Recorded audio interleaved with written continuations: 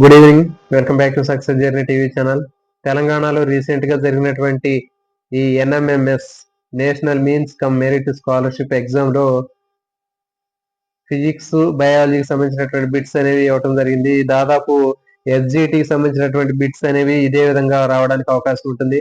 ఏపీలో జరిగేటటువంటి రాబోయేటటువంటి డిఎస్సిలో ఎస్జిటికి సంబంధించినటువంటి బిట్స్ కానివ్వండి, అదేవిధంగా తెలంగాణలో రాబోయేటటువంటి టెట్ లో సైన్స్ సంబంధించినటువంటి బిట్స్ అనేవి ఈ విధంగా మనకి రావడానికి అవకాశం ఉంటుంది. సో కాబట్టి ఈ బిట్లు మీరు చూసినట్లయితే మనకి బిట్లు స్టాండర్డ్ అనేది ఎట్లా ఉంటుంది అనేటటువంటిది మీరు అర్థం చేసుకోవచ్చు. సో కాబట్టి మనకి ఇక్కడ ఈ ఎస్జిటికి సంబంధించినటువంటి వాళ్ళు కానివ్వండి, టెట్ కి సంబంధించినటువంటి వాళ్ళు కానీ ఈ బిట్లు అనేవి మనకి ఎట్లా ఉన్నాయో చూస్తే మీకు అర్థమవుతుంది. సో కాబట్టి ఇక్కడ మనం వరుసగా ఈ క్వశ్చన్లు మనం ఇక్కడ డిస్కస్ చేద్దాం.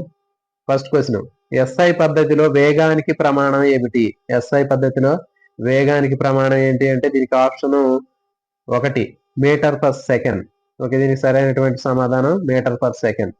నెక్స్ట్ క్వశ్చన్, కుట్టు మిషన్ లో సూది చలనం ఏది? సో దీని కుట్టు మిషన్ లో సూది చలనం ఏది అంటే డోలన చలనము. ఓకే, కుట్టు మిషన్ లో సూది యొక్క చలనము డోలన చలనము.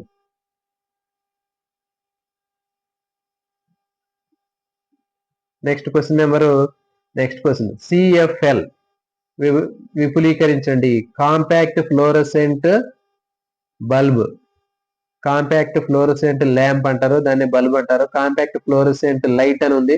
సో కాబట్టి మీరు ఎట్లాంటివి బిట్లు ఇచ్చినప్పుడు కొంచెం జాగ్రత్తగా ఆలోచించి పెట్టాలి. కాంపాక్ట్ ఫ్లోరసెంట్ ల్యాంప్ లేదా బల్బు దీనికి సరైనటువంటి సమాధానము. నెక్స్ట్ 94 క్వశ్చన్, అద్దం నుంచి బయలుదేరినటువంటి కిరణం ఏది? ఓకే, అద్దం నుంచి బయలుదేరినటువంటి కిరణం ఏది అంటే పరావర్తన కిరణము. అద్దం మీద పడే కిరణము పతన కిరణము, దాని నుంచి బయలుదేరేటటువంటిది పరావర్తన కిరణము. సో దీనికి సరైనటువంటి సమాధానము పరావర్తన కిరణం. నెక్స్ట్, కింది పటంలో ఫలిత బలము 8n/6n. ఓకే, అక్కడ బాక్స్ ఇచ్చాడు, తర్వాత 8n. సో దీనికి సరైనటువంటి సమాధానము 6n. నెక్స్ట్ క్వశ్చన్ 96 క్వశ్చన్, వస్తువు యొక్క ఉపరితల వైశాల్యము 20 మీటర్ స్క్వేర్లు, దానిపైన 10n బలం ప్రయోగిస్తే ఏర్పడే పీడనం ఎంత? వస్తువు యొక్క ఉపరితల వైశాల్యము 20 మీటర్ స్క్వేర్, దానిపై 10n బలం ప్రయోగిస్తే ఏర్పడే పీడనం ఎంత? దీనికి సరైనటువంటి సమాధానం option 1 0.5 n/m², newton per meter square. Next 97, పక్షులు మరియు చేపలు చలించేటప్పుడు ఎక్కువ శక్తి కోల్పోకుండా వాటి ఆకృతిని డాష్ విధంగా ఉంటుంది. సో దీనికి సరైనటువంటి సమాధానం ప్రవాహి ఘర్షణ. పక్షులు మరియు చేపలు చలించేటప్పుడు ఎక్కువ శక్తి కోల్పోకుండా వాటి ఆకృతిని ప్రవాహి ఘర్షణను ఆ విధంగా ఉంటుందంట. సో నెక్స్ట్ 98 క్వశ్చన్, వస్తువు విరామ స్థానం నుంచి ముందుకి వెనకకి కదలడాన్ని డాష్ అంటారు. ఓకే, కంపనం అంటారు. ఓకే, సో ముందుకి వెనక్కి కదలడాన్ని కంపనం అంటారు. నెక్స్ట్ క్వశ్చన్ నెంబర్ 99, సాధారణ మానవుడు వినగలిగేటటువంటి ధ్వనుల యొక్క శ్రవ్య అవధి ఎంత? 20 నుంచి 20,000 కంపనాలు పర్ సెకండ్. సో దీనికి సరైనటువంటి సమాధానం. నెక్స్ట్ క్వశ్చన్ నెంబర్ 100, వస్తువును సమతల దర్పణం నుంచి కొంత దూరం జరిపితే ప్రతిబింబం పరిమాణము ఏమవుతుంది? తగ్గినట్లు కనిపిస్తుంది. వస్తువును సమతల దర్పణం నుంచి కొంత దూరం జరిపినట్లయితే ప్రతిబింబ పరిమాణం అనేది తగ్గినట్లు కనిపిస్తుంది. నెక్స్ట్, వలయంలో రక్షణ పరికరాన్ని గుర్తించండి. Bulb, battery, fuse, switch. So దీనికి సరైనటువంటి సమాధానము fuse. Next 102 question, F1 F2 బలాలు టేబుల్ పై వ్యతిరేక దిశలో పనిచేయాలి అని చేస్తున్నాయని F1 is greater than F2 అనుకుంటే అప్పుడు F net is equal. So దీనికి ఆప్షన్ 2 F1 + F2, ఇది correct answer. Next chemistry part, ఈ క్రింది వాటిలో థర్మోసెట్టింగ్ ప్లాస్టిక్ ఏది? బేకలైట్. సరైన సమాధానము బేకలైట్. నెక్స్ట్ 104, ఈ క్రింది వాటిలో పెట్రో రసాయనాన్ని గుర్తించండి. పారాఫిన్ మైనము. సో దీనికి సరైనటువంటి సమాధానం పారాఫిన్ మైనం. నెక్స్ట్ 105, ఈ క్రింది వాటిలో లోహాల సరి అయిన చర్యాశీలత క్రమాన్ని గుర్తించండి. లోహాల సరి అయినటువంటి చర్యాశీలతను క్రమాన్ని గుర్తించండి అని ఇచ్చాడు. సో దీనికి సమాధానము జింకు, ఇనుము, రాగి. Okay, zinc is greater than ఇనుము, ఇనుము ఈజ్ గ్రేటర్ దాన్ రాగి. సో దీనికి సరైనటువంటి సమాధానము ఆప్షన్ 3. నెక్స్ట్ 106. ఈ క్రింది వాటిలో అధిక స్థరణీయత కలిగిన లోహం ఏది? ఈ క్రింది వాటిలో అధిక స్థరణీయత కలిగినటువంటి లోహం ఏది అంటే 1 బంగారం. నెక్స్ట్ 107. క్రింది వాటిలో బలమైన దారము ఏది? ఈ క్రింది వాటిలో బలమైన దారం ఏది అంటే 3వది నైలాన్. నైలాన్ అనేది బలమైన దారం. నెక్స్ట్ పొటాషియం పరమాంగనేట్ ను వేడి చేసినప్పుడు వెలువడే వాయువు ఏది? Carbon dioxide. సారీ, దీనికి సరైనటువంటి సమాధానము ఆక్సిజన్. ఆక్సిజన్ సరైన సమాధానం. నెక్స్ట్ 109. వండడానికి ఉపయోగించు ఉత్తమమైనటువంటి ఇంధనం ఏది? వండడానికి ఉపయోగించే ఉత్తమమైనటువంటి ఇంధనం ఏది అంటే ఎల్పిజి అనేది ఉత్తమమైన ఇంధనము. నెక్స్ట్ 110. కాగితం గుజ్జు ద్వారా తయారు చేయు కృత్రిమ దారం ఏది? కాగిత గుజ్జు ద్వారా తయారు చేసే కృత్రిమ దారం ఏది అంటే rayon. Next 111.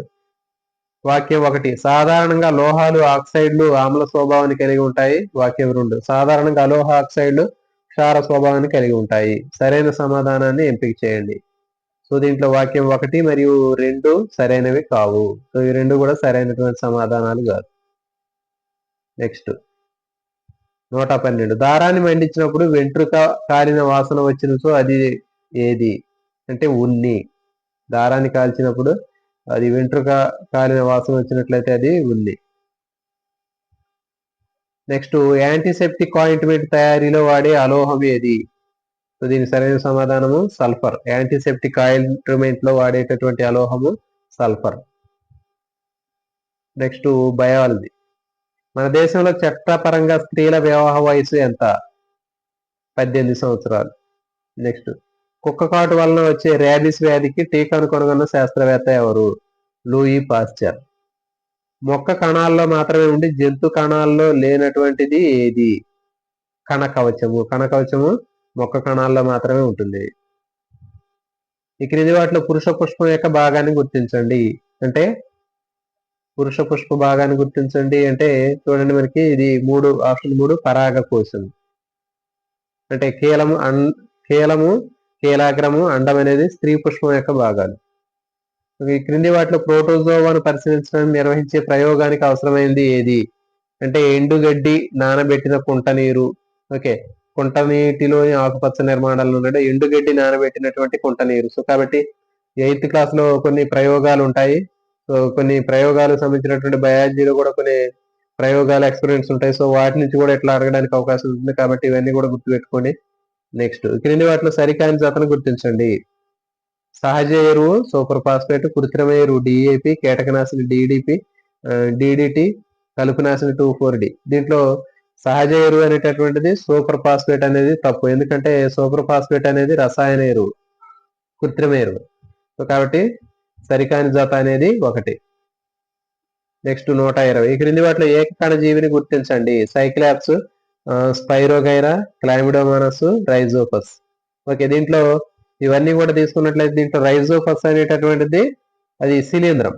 Okay, next Cyclops, Spirogyra, Chlamydomonas అనేవి శైవలాలు. అయితే ఈ శైవలాల్లో కూడా మనకి క్లైమిడోమోనస్ అనేది ఏకకణ జీవి, అది శైవలం. నెక్స్ట్ 121. ఈ క్రింది వాటిలో జీవిత చరిత్రలో రూపవిక్రియ లేని జీవిని గుర్తించండి అంటే రూపవిక్రియ లేనటువంటి జంతువు ఏది అంటే అది చేప. ఓకే, దోమ, కప్ప, పట్టు పురుగులకి రూపవిక్రియ ఉంటుంది, చేపకి రూపవిక్రియ ఉండదు. తర్వాత నెక్స్ట్ క్వశ్చన్. ఈ క్రింది వాటిలో శిలీంధ్రాలకు చెందినటువంటి దాన్ని గుర్తించండి. పెన్సిలియం అనేటటువంటిది శిలీంధ్రం లేదా ఫంగస్. Next question. ఈ క్రింది వాటిలో ఈగల వలన వ్యాప్తి చెందే వ్యాధిని గుర్తించండి. టైఫాయిడ్. ఓకే, టైఫాయిడ్ అనేది ఈగల వల్ల వ్యాప్తి చెందుతుంది. నెక్స్ట్ ఎండమిక్ జాతులు అనగా ఎండమిక్ జాతులు అంటే ఒక దేశం లేదా ఒక ప్రత్యేకమైనటువంటి ప్రాంతానికి మాత్రమే పరిమితమై ఉంటే వాటిని ఎండమిక్ జాతులు అంటారు. తర్వాత ఆపదలో ఉండి అంతరించిపోయేటటువంటి ప్రమాదంలో ఉన్నవి ఎండేంజర్డ్ స్పీసీస్. ఓకే, ఇది కూడా చాలా ఇంపార్టెంట్. ఎండమిక్ జాతులు ఎండేంజర్డ్ స్పీసీస్ అని అంటారు. ప్రమాద పొంచులో ఉన్నటువంటిది ఆప్షన్ 3. ఎండమిక్ జాతులు అంటే ఒక ప్రాంతానికి ఒక ప్రదేశానికి మాత్రమే పరిమితమై ఉంటాయి. నెక్స్ట్ క్వశ్చన్ నెంబర్ 125 కింది చిత్రాల్లో పత్రాలకు సోకినటువంటి వ్యాధిని గుర్తించండి. సో దీనికి సరైనటువంటి సమాధానం టిక్కా తెగులు. సో కాబట్టి మిత్రులు ఇవి చాలా ఇంపార్టెంట్ బిట్స్. సో కాబట్టి ఈ విధంగా మనకి ఎగ్జామ్ లో రావడానికి డిఎస్సిలో కానీ ఏపీ డిఎస్సిలో ఉన్నటువంటి హెచ్జిటిలో కానీ నెక్స్ట్ తెలంగాణలో టెట్ లో సంబంధించినటువంటి బిట్స్ కానీ ఈ పేపర్ 1 పేపర్ 2లో కానీ బిట్స్ అనేవి ఈ విధంగా రావడానికి అవకాశం ఉంటుంది సైన్స్ సంబంధించినటువంటి వాళ్ళు. సో కాబట్టి మీరు ఈ విధంగా మీరు ప్రిపేర్ అయినట్లయితే మీరు ఎక్కువ మార్కులు స్కోర్ చేయడానికి అవకాశం ఉంటుంది. సో కాబట్టి మిత్రులు ఏమైనా కొత్తగా ఛానల్ చూస్తుంటే ఛానల్ సబ్స్క్రైబ్ చేయండి, వీడియోని లైక్ చేయండి, షేర్ చేయండి, కామెంట్ చేయండి. జై హింద్.